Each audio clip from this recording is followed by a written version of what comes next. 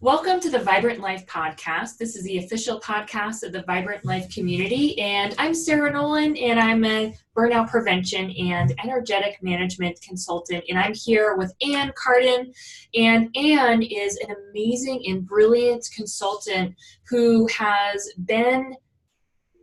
41 years of business experience and also has been running her own business for over 29 years on her own.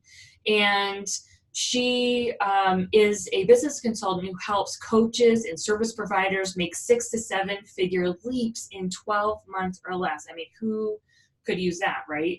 And then scaling up from there. So I'm so excited to be speaking with you today, Ann. I know you have an amazing story to share with us. Ann has published 3 books, and she's got her 4th one on the way. And my third's on the way. Oh, your third's on the way. My third's okay. on the way. Yes. Sorry about that. That's right. And can you tell us the name of your book? Because I don't want to, there was, you had a really good description for it. Yes. So it's actually for coaches, consultants, people wanting to build a coaching and consulting business. It's called Expert in You.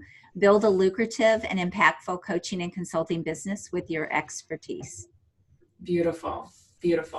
And that should be ready in about 2-ish weeks, right? Hopefully, yes. Awesome. Finishing things up now. Awesome. Yeah. Well, I'm so excited for that to come out, and I'm going to get it too. Thank you. So Ann, so we were talking just a little bit before we started recording, and Ann was sharing with me a little bit about her journey as an entrepreneur and how she started as a business manager working in corporate, and then she transitioned to her own business because of starting a family, right? Mm-hmm. Yes. Yeah. Can you tell us a little bit about your experience working in corporate as a business manager, and then how that transition happened? Sure, absolutely. So for 13 years, I was working in corporate, running departments in major realtor and also retail. I can't even talk today, in retail organizations. And I did that for 13 years. And then we made the decision after we had kids that we wanted to move back to the Midwest. We were living in California at the time. Wanted to move back to the Midwest, and I wanted to raise my kids and not have to have them raised by daycare and be a stay-at-home mom. But we moved to the country. My husband loves the country, so we moved to the country, bought a home, and I left my corporate income, and there really was just no opportunity. We were outside of a small town, and there just was no opportunity really for me to go back to work, even if I would have wanted to. I mean, there was the grocery store and there was Walmart. That was about it. So, and I'm not exaggerating when I say that. So my husband was driving back and forth to the city, and we found ourselves really financially strapped, trying to just keep our head above water, keep food on the table. And it really was that difficult. I can remember there was a turning point, Sarah, where I was trying to figure out, how are we going to make this work? I don't even know how we can do this. My kids were getting hand-me-down clothes from relatives. We're in the Midwest, so my husband hunted, and that was our meat. I mean, I didn't buy meat at the store. I mean, all these things. And this is 29 years ago. So I didn't have the luxury of opening up a laptop and saying, I think I'll start a business. I had to be much more innovative and creative. But I decided at that point I was going to look for a way to make money, because my 4-year-old son needed shoes and we did not have the money. Wow. And I sat down and cried, and I said, I have to find a way to help my family and do something here that is still going to work in my lifestyle and what I want. And I started looking for a way. And long story short, that turned into a 7-year business where I employed several people, running basically a creative manufacturing business out of my home that went global. And again, we didn't have. What were you making? So I started at that time, and this is probably way before your time, but at that time, the craft industry was exploding across the country. And I was doing things. I've always been very creative and kind of crafty. And I was doing things really just as a stress reliever when I was in Yeah. corporate, and started kind of making some things and thought maybe there's a little store in town, I can go and sell these things. And long story short, I ended up with my own designs, I had a line of dolls, shipped them all over the world. And again, had, several other moms working for me, and I That's really amazing. was running a manufacturing company out of my home. So yes, that went international and did that for 7 years. And after that, built 4 more businesses. When I sold that business, there was a change kind of going on in the market. So I sold all of my designs to a pattern company. I was doing patterns as well, and sold that and started, other businesses, and have sold those. So I've sold 5 businesses. So it sounds like you have really, out of necessity, mastered the ability to create something massive out of nothing. Out of like, we don't have money for shoes, and here we are, we're going to create this thing. And that's really the great thing about who we are as human beings.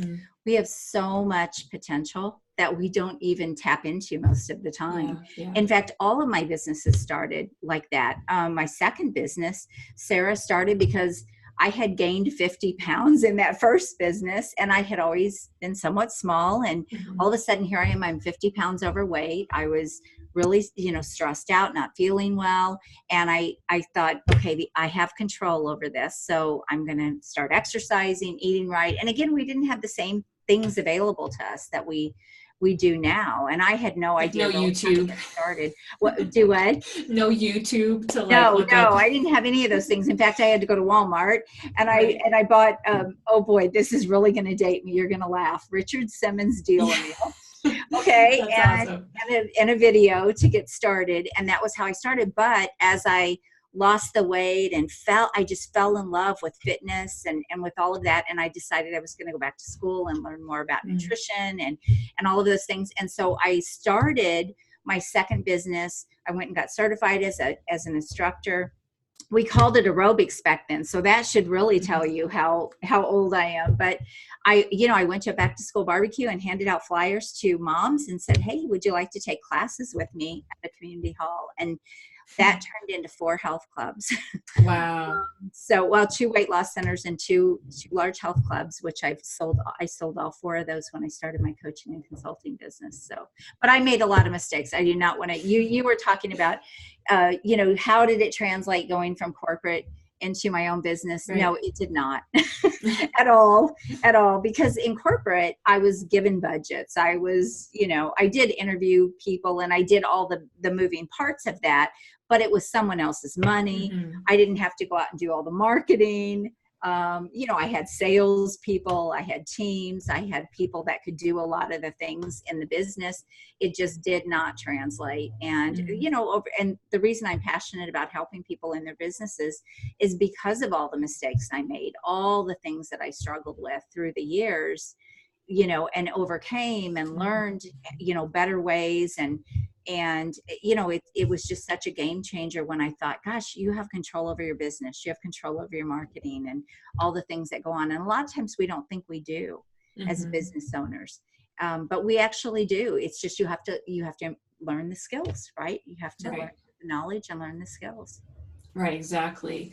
And what I'm thinking, so I'm a mom and I have 2 pretty young kids. They're 7 and 9. Aww. And, so many people, and I see this all the time, I see this every day, when they get into a situation like what you were in, and this happens to new parents quite often, where you get in, you kind of get into some financial struggle at some point, and you have to take care of your kids. And so many people just stay stuck in that loop.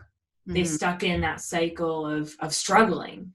So it sounds like you made some different choices. What do you think contributed to the path that you went on that some people are like struggling to come out of? You know what I mean? Well, I'm a believer. I am a Christian. I have a strong faith. And I know that was a big part of it. I did a lot of praying and things like that. But I think also, Sarah, I have always been someone that never gave up on things. Yeah. I've always been kind of an overachiever in a way. And Mm-hmm. so I've never settled for my circumstances. I just believe that, we have so much capability and so much opportunity. And I can't even imagine if I lived in, if I started my first business today with the opportunity that's out there. I mean, there's just no comparison Yeah. in what I had to do. I had to run ads in international magazines and spend a lot of money to Mm-hmm. market that business. And I had to go out and do shows. And, I did a lot of running around and all of those kinds of things because we just didn't have, Etsy and all of these online e-commerce sites and things like that. But I just really think that it was a lot of soul searching. It was Mm-hmm. looking at myself and saying, okay, what are my capabilities here and how can I contribute? And I think just really sometimes just taking a step back and thinking things through. And like I said, I prayed as well. And meditation, a lot of people meditate. All of those things can help you realize that Mm-hmm. you just have so much that you're capable of and that you can do. It just takes some slowing down sometimes Yeah. and just Slowing thinking down. things through. Mm-hmm. Yeah, I love that. It's amazing. It almost seems too simple, It like is I don't really. have time to slow down Right. or, I can't afford to slow down. But then if you just slow down even for 5 minutes, like it's amazing what can come to you and what you can see in that little bit of time. It's interesting talking about this because one of the things that I really, when I work with business, I work with small business owners as well as Mm-hmm. entrepreneurs and coaches. So I kind of have two sides of my business, but it doesn't matter who I'm working with. One of the things that I always try to get them to do is take time to think, take time Mm-hmm. away from their business to Mm-hmm. work really on their plans, on their business, on their thoughts, just even getting out a piece of paper and brainstorming sometimes. What do I want? What don't I want? What's working? What's not working? Even that, something so simple can just give you shifts that you just don't even realize. Yeah, yeah, exactly. I love that advice, and I feel like people are working. They spend so much time working in the business that you know. I know for myself, I make sure to do kind of what you're talking about, where I'm brainstorming and just kind of getting myself in a space of thinking outside the box. Mm-hmm. But it can be really easy to go days or even weeks between those periods, and so such a good reminder to just always come back and reflect with a clear mind. Mm-hmm. And I advise people too to schedule that time in, make that Mm-hmm. appointment with yourself Yeah. and schedule it. So one of the things I like to do is about every 2 weeks, I like to take a half a day or a day and just kind of look back and look forward and see, what I have accomplished, what I want to change, make those course corrections along the way. It can be a really, really powerful thing, for people to do that. But you Now, schedule it. when you take that half day, do you go anywhere special? Do you just do it in your office? Do you set it up any particular way? Sometimes, I do it different ways, to be quite honest, but what it really boils down to is I just shut things down. Mm-hmm. So I really just get myself in a quiet space. My office is very quiet. I don't have an office in my home. I have an office, a real office. And so I go to that, and I don't have anyone in here working with me Mm-hmm. unless my assistant. She doesn't work in my office very often. She does a lot of virtual work for me, but um, it's very quiet. And so for me, that works really well, but it really is about just turning things off and shutting things down. So that can be a room in your house. That can be, going someplace. I get distracted easy. I think I'm probably a Mm-hmm. little ADD, but most entrepreneurs are, right? Yeah, I was just But gonna say. I get distracted really easy. So to go to a noisy place doesn't work for me. Mm-hmm. I get too distracted. So I have to be in a very quiet place where I can really focus, but that's just me. Yeah. You know what has actually really helped me with what you're talking about, and I never intended it to be this way, but I had just found that it helps, is I do quite a bit of traveling. About every month I'll fly someplace to do a meetup or, have lunch with somebody or a mastermind or something. And the airport and on the plane has been like what you're talking about, where I just kind of like, there's nothing else. I'm like strapped in. I can't go Mm-hmm. anywhere, Mm-hmm. And so it's just me and a notebook. And it's That's amazing perfect. what you can get done. Yeah, no, I actually do the same thing. Yeah, that's so cool. When I'm on an airplane too, although I get motion sickness, so I have to be Yeah. really careful about the whole writing thing. But actually, I still can jot down thoughts and I use that time to really think. And sometimes too, um, just really, I mean, anytime you, even in your car, you can do it, Mm-hmm. driving someplace, keep things turned off. Just, Mm-hmm. I love to use car time and travel time to listen to books and things like that. So I do love to do that. But sometimes just quiet, just silence, driving, and that can make a big difference as well, because some of your best ideas are going to come to you when you are just still Yeah. and very quiet. Now, do you keep a microphone or like a recording device in your car so you can? My phone. Yeah, yeah. Mm-hmm. Yeah, Awesome. I do my voice microphone a lot on my phone Mm-hmm. when I'm driving, and so if I think of something, I can hit it and I can just record it and make a note of it. Yes, Very cool. all these gadgets we have, it's I know. amazing. It's like there's no excuses. We've got there more than enough to do whatever we want. there are not any excuses at all. Business is so much easier today. I just can't even get over it. I mean, Yeah. even, I wish I would have had the opportunity to have coaches and consultants Mm-hmm. when I was building my businesses, but I didn't know any. And I mean, people just don't even realize what they have available to them today. And that's why you see young people building multiple $1 million businesses. Mm-hmm. I mean, that was just unheard of even, 10 or 15 years ago. You just didn't see those things. And like you do now. And maybe because we're in the online space, we see Right. so much of it. But it was just, business was just so different. And now people just move so fast, business is so fast, but there's just so much more opportunity than there ever has been. Yeah, absolutely. And I'm curious, kind of bringing this back to how you've been helping your clients. You talk about helping your clients to, make 6 and 7 figure leaps in their businesses. How does that happen? How do you Yeah. help people do that? So I really believe in a scale method. For a lot of years, I built my businesses with the traditional growth method, which is kind of like, you market, sell, deliver, market, sell, Mm-hmm. deliver. But actually, that's a very costly method to growing your business. And so, over the years, I've learned a better way.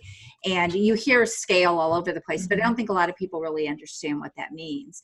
But what it really means is making bigger leaps by optimizing what you are doing or finding the fastest path.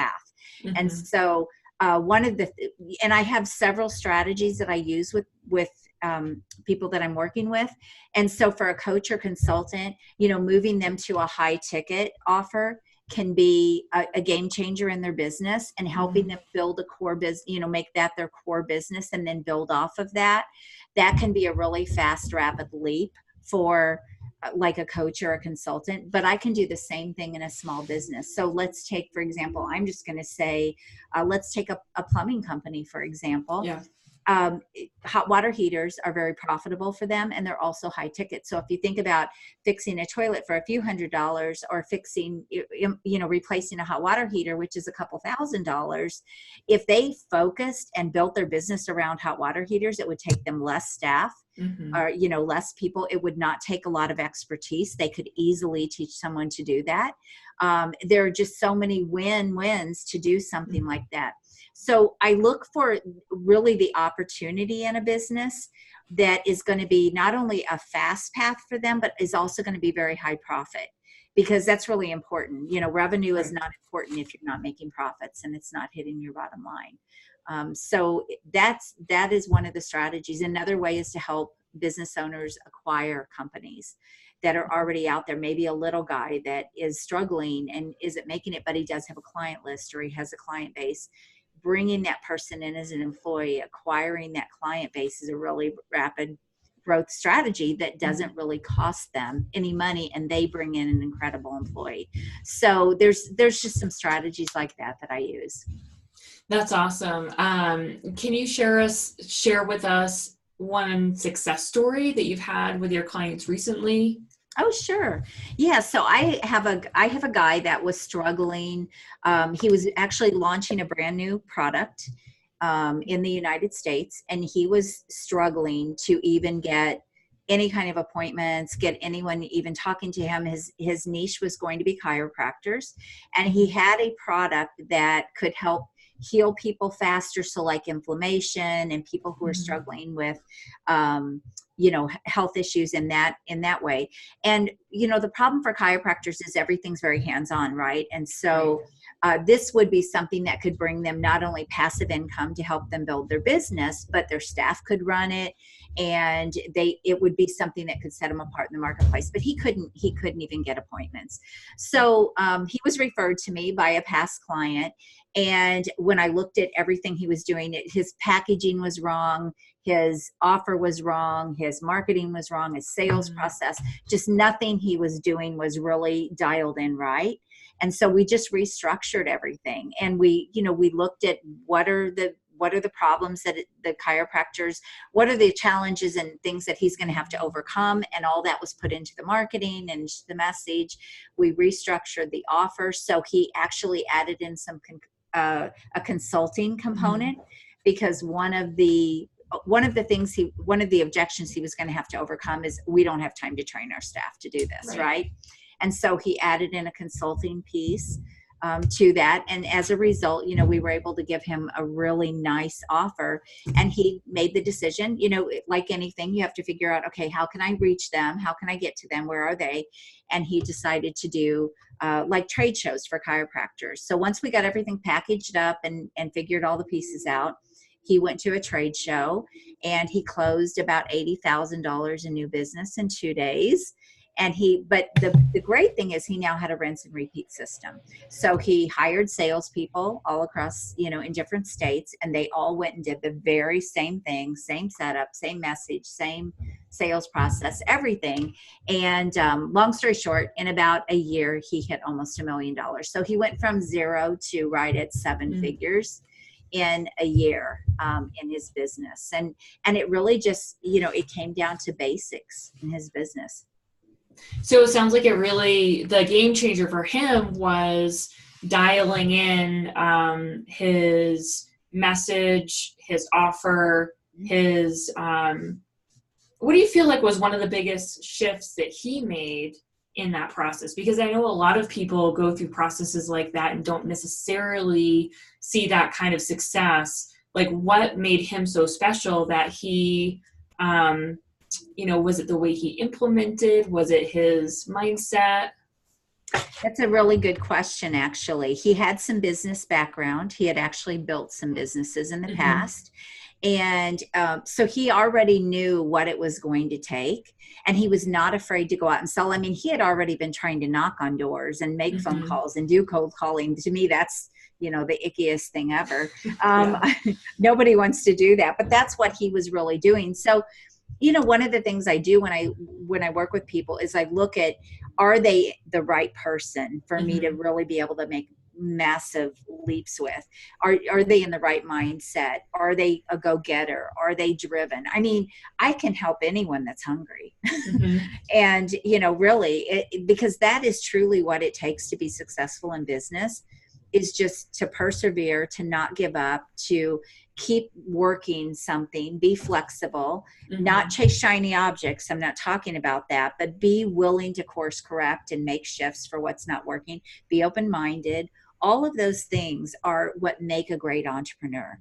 And if for him, he wasn't afraid to go out and sell. He hired me, he paid me good money to help him, and he listened. He was coachable. And that is really what it takes, to have success in business. Beautiful. Beautiful. I love that. And it sounds like that's what you were doing too, and why you have been so successful on your journey. That's what I'm still doing. Exactly. Yes, I mean, you just can't. I think too many people One of two things: they don't get the knowledge, they don't acquire the knowledge they need or the skills that they need to build a business. And you can do that now because there are people like myself who help people do that, right? But the other piece of it, most of the time, Sarah, when I see people not doing well in business, if I can make a few shifts in their business to help them get fast leaps, which I can, if they are willing to do the work. And that's really what it boils down to. So many people don't take action. They're not consistent. If they take action, they'll work really hard. And you work with burnout, right? And so they'll work super hard and put in all the effort and all the time, and then they don't. And it's, business isn't like that. It needs to be very consistent. Right.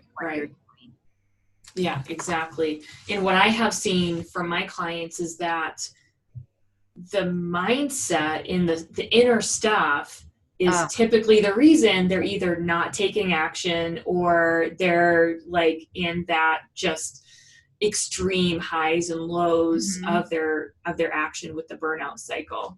Yes. So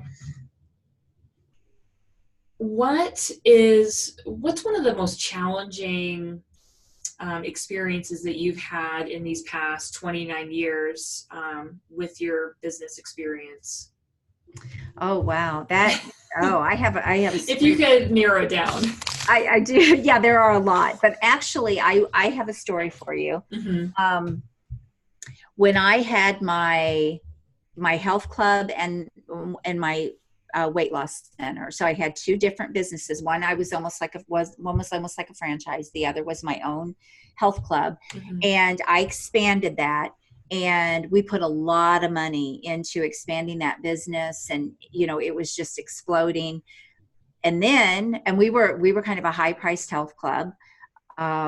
We were really kind of known as the best one really around. And back then, again, we didn't have a health club on every corner. When I sold my last business, we had 27 of them.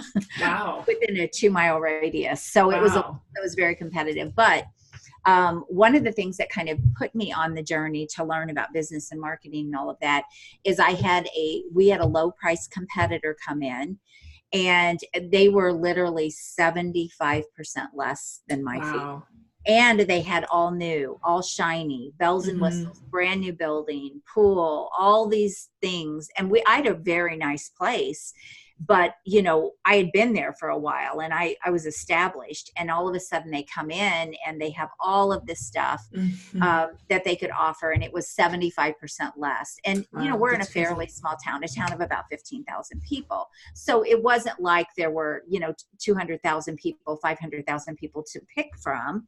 And I didn't know how to overcome that.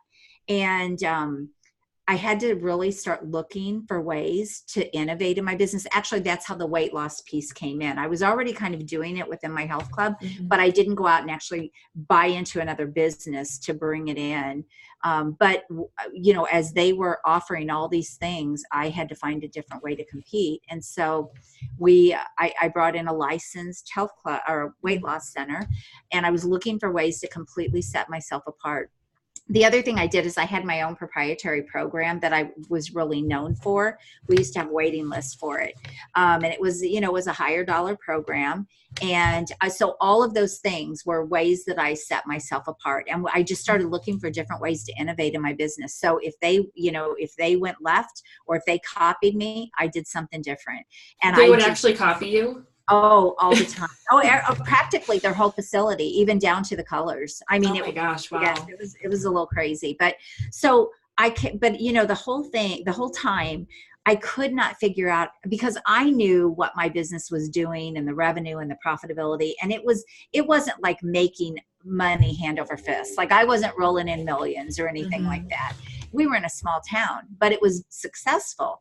But I couldn't figure out, how are they doing this? Like, I know what their overhead is. I know, I'm business savvy enough at that point that I I couldn't figure out how they were profitable and how they were even staying in business. But they hurt us. I mean, they truly did take, some of the business away for the people that were very price conscious. And, again, they had new and shiny and all of that.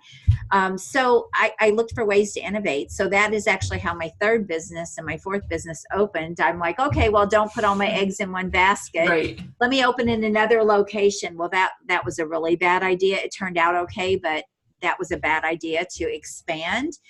It was good in a way, but it was also not necessarily the best move, because I didn't have my business to a place yet where it wasn't completely not dependent on me. Right. If I was in that, with that business, if I didn't have to work in the business so much, then that would have been a totally different thing. But I still was doing that. I had a staff and I had a team, but I was still very involved inside the business, working in it.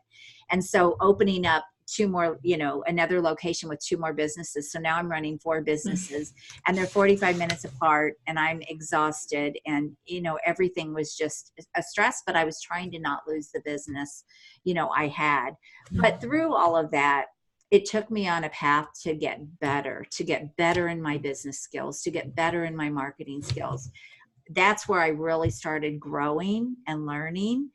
And, again, I was just not going to lay down and just, lose this business. Right. But it all worked out well. I ended up selling all 4 of those at different times, but for great profits. And the funny story is, actually, this was just a couple of years ago. They called me, that health club called me, and the one that you sold, or the one that was my competitor. Okay, yeah. Yes, called me, and they wanted me to buy them out. They wanted me to buy the business. And so I went in and had a conversation. Actually, I just wrote an article about this too. I went in and had a conversation with them. And what I found out is they were never profitable, ever. So I was right. I was spot on. But here's the thing. They were never profitable. It was a tax write-off for them the whole time. Oh my gosh. And they had opened it so her kids would have a place to work and kind of run as a business. But it was never wild. profitable. Yeah. So, I mean, my story, actually, the article I just wrote, I said, if I would have just laid down and been a victim of all of that, I would have lost everything. And I would not have really gone on the journey that I went on to become better and smarter in business and all of the components of business. And that really is what took me into coaching and consulting. Yeah. I ended up learning more than a lot of business owners knew. And I was like, wow, I could help them. And so that's kind of how I fell into that. Yeah, that's incredible. I'm imagining, you in that situation with your health club, and just how much it must have pushed you to reach deeper and deeper into your resourcefulness and learn how to become innovative in a way that never would have happened if you hadn't had that specific experience. Yes. And that's what I was saying about being flexible, course correcting, looking for new ways, looking for, just, again, always, you have to always be innovative. I mean, we see it in the online space. You write some great copy, you start getting traction, you look different, and then somebody copies you. And then you have to shift again. So my goal, or something that I think has always been in me, is I want to be, 5 steps ahead of everybody. So I'm always looking ahead and not looking at, what's going on right now, because you're only as good as what you can do in the future, really. Right. Exactly. And it takes some time to move into that place of being in the future. So that reminds me of when you're riding a bike, right? If you're riding a bike, your bike is going to go in whatever direction you're facing. So if you're like looking around at like what everybody else is doing, then you're going to go in this like kind of swervy, crash into stuff. But if you're looking straight ahead, then you're going to go in that direction. Have you found that for yourself when you are able to project yourself kind of forward thinking? Yes. And that's one of the things I really teach and I really talk about. Distraction is our worst enemy in business, and also paying attention, trying to chase everybody else. Yeah. you know, and I'm kind of ashamed to admit this, but I wrote it in an article, so it's out there anyway. But you know, I was very jealous and frustrated. Mm-hmm. And when they came in and they were able to offer all of this and practically, you know, kill my business. And I was, you know, you have, we're human, right? And so I was jealous that they could do that when I wasn't able to do that, and that they could have all of this stuff. And, you know, and that's when I really had to take a step back and say, okay, what you're doing here, focusing on them, being frustrated, being jealous, letting all of this emotion take you over and feeling like a failure and, you know, not knowing what to do different. I really had to take a step back, and I just had to say, you know what, this is not serving me. It's not helping me. I'm not a victim. I'm not going to play the victim. I'm going to find a new way. And that's when I started looking for ways to innovate. And here's the thing, Sarah, that I've learned through all the years, and this is for anyone. If you just open your eyes and open your mind, you will find other ways and opportunities. Like, they will come to you. I really believe that.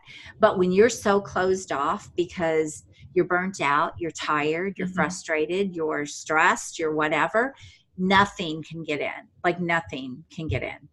And so that was such a good lesson for me. So now I don't get shook up, or I don't get, you know, phased about things. I'm just like, okay, if they're going left, I'm going to go right. You know, I'm going to look for a way to go right or up or wherever. And you know what's so fascinating about your story, and you know, just kind of what came from it, is if you look in hindsight, like, think about how frustrated you were back then, and in hindsight, it's like it grew you. So you have this amazing advantage that most people don't have. And you also made a profit on those businesses that you opened because of the competitor. Yeah. I mean, and the truth is, because it took me on that journey to grow as a business owner, that's the reason I was able to sell all of those businesses. Up to that point, I'm not sure they were really saleable. I was still very in the business. The business was dependent on me a lot. That's not a saleable business. If a business is dependent on you and it's not going to basically be able to run without you, nobody wants to buy that. People don't want to buy a job, right? They can just create their own job.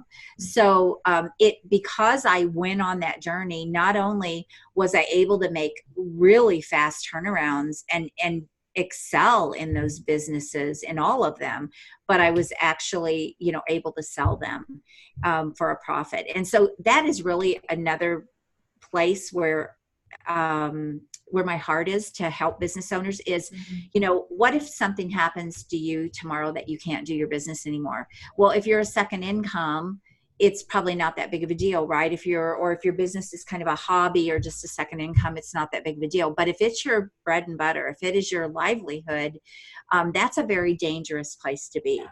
And so I try to teach people, whether it's a coach or an entrepreneur or a business owner, always build your business as if you are going to exit tomorrow. If you think like that, then the decisions that you make, the focus, the direction that you'll have in your business will get you so much further. And you won't chase shiny objects. Like, you'll have the focus. I did know that I wanted to sell those health clubs. We were looking for that, but I didn't know I was going to open 2 more. You know, we were looking for that to kind of be retirement at some point. So as I put money into that and I invested in that club, I didn't worry about it because I always felt like that would come back to me. But then when that club came in, all of a sudden, everything my whole vision for thinking this is going to be our retirement, you know, I'm going to put all my time and energy and money into this and then it's going to pay off. All of a sudden that was threatened. And that is not a good place to be. And so now I'm very passionate about teaching people to not be in that place, you know, and always know that you can literally eliminate your competition if you know what you're doing in business. You really can. You know, short of a major catastrophe that you can't help, which is a small percentage, right? You can if you master all of that, you don't have to worry about things like competitors and people coming in. So Love that. I love it. That's awesome. Do you have any last words that you want to leave with people? Do you have any advice or insights that you want to share just based on your journey and, something that could help people move forward? Well, since you are in front of a lot of entrepreneurs, and there are probably going to be a lot of entrepreneurs Mm-hmm. listening to this, my best advice that I can give, and it is the most basic thing ever. I was just a guest on a podcast yesterday, and I think I ended up giving the same advice. Yeah. But the thing is, it's so basic, is to have a vision. Have a vision for where you want your business to go. And if you can build it to sell, no matter what kind of business you are, even if you don't think you'll ever want to sell it, it doesn't matter. Have the vision, because if you do that, all the decisions that you make should align with that vision. So if you know where you're going, it's very much like a GPS or a roadmap, right? You're going to know exactly where you're going. So then you are able to sort of eliminate all the distractions, cut away, and you just stay focused on that vision. Now, that doesn't mean you don't course correct. That doesn't mean you're not flexible and all of that, but you have to know really what the end goal is. What are you trying to accomplish? And if you just stay focused to the end result, and you kind of reverse engineer and, set up the roadmap to get there, it will be very hard for things to move you off of that course. Like your mind will already kick in. Right. Your subconscious will already kick in, just setting the goal or just setting the vision.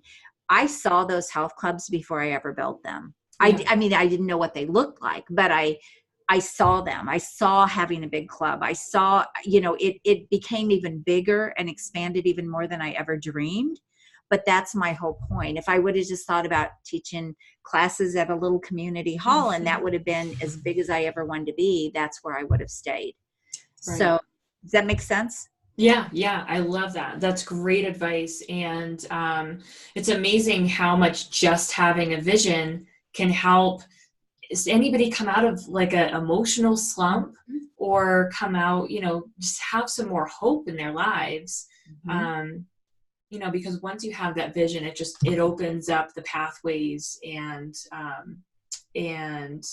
the clarity and everything that comes with it. So it does. And one other thing too, is I think that when you have that vision, it really is going to also help you. It's going to help you just expand every area of your life. You're going to grow just because of that. You are going to be able to grow, because you're always going to be looking for ways to stay on course. Okay, what am I missing? What do I need? And it will be easier to not give up. And the one thing that I've learned through all the years is not giving up is a habit you create. Yes. Yeah. I love that. Sounds like that's been your theme the whole time. And to be honest, all of these interviews, that's the common theme with everybody I've been interviewing about overcoming something major, is they never gave up. And that's why they were able to overcome, so that makes sense. But thank you so much for sharing that. And thank you for sharing your journey and your story. There's so much wisdom and insight in this one interview. So, for everybody who's watching, listening, and you resonate with this, go back and watch or listen again, because you're going to pick out some new insights that are going to serve you in ways that you didn't necessarily expect. Yeah, absolutely. And for everybody who wants to learn more about you, where should we send them? You can definitely find me on Facebook or LinkedIn. I'm very active on Facebook, so you can find me. I even have some Facebook group on there. What's your Facebook group? So my Facebook group is Next Level Coaches, Entrepreneurs, and Experts. Okay. So I have a great group of people in there, consistently, giving value, offering training, collaborating. So we have a lot of good people in there. But you can also I actually have 2 websites. So if you're a small business owner, I have a website that is AnnCardenCoaching.com. And if you're more of a coach or a consultant or a service provider, then AnnLCarden.com is my website. So here's a marketing tip for you. If you have 2 sides to your business, make sure you market them separately. Yeah. Great advice. Okay. Awesome. All right. So Anne's got her book coming out in a couple of weeks, so you'll probably do some kind of announcement when that happens, right? I definitely will. We are going to do a big push to try to get it to bestseller on Amazon for Yeah, sure. absolutely. So yes, we'll be doing a push date, and then probably I will be scheduling a book signing probably sometime in February or March, sometime spring. It will probably be a little bit later. I'm in the Awesome. Midwest. We get terrible weather, so Well, yeah. we just had almost 2 feet of snow dumped on us here in Colorado, so Oh, you're in Colorado. I can't believe how many yeah. people I talk to that are in Colorado. Oh, So that's awesome. yeah, It's amazing here. last year when we went to Hawaii, we got laid over in Denver, and Yeah. everything was canceled, and all of that. We ended up spending the night in Denver before we missed our Hawaii flight and Mm-hmm. had to fly out the next day. And we're doing that again in January, so I'm a little nervous about it that we're going to go through this again because we're going back to Hawaii in January. So Well, that's awesome, but Denver totally is not the worst place to be stuck for a day. no, it was nice. So, for everybody watching and listening, if anybody who signs up to work with Anne and you mention this podcast, I also have a gift that I'd like to give you. It is a free year subscription to the Rejuvenation Club, which is a year of meditations and support that will help you on your journey. It's going to be an amazing complement to the work that Anne's doing. Some of that, the inner work, and she can help you with the strategy and everything and get you off and running. So just let her know that you heard about the podcast and we'll get that set up. So thank you so much, everybody, for joining in, and we will talk to you next time. Thanks, Sarah. Thank you so much, Anne.